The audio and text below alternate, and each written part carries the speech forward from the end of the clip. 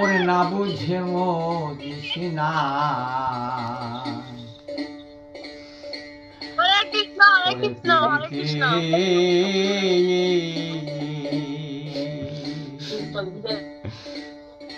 একজন বিয়ে করার জন্য বিয়ে করার জন্য ওরে পাগল হয়ে গেছে গো।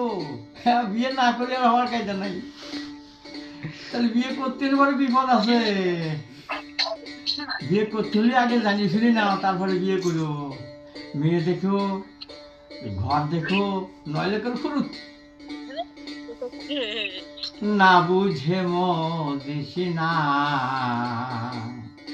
ওরে পিড়িতে। হরে কৃষ্ণ হরে কৃষ্ণ।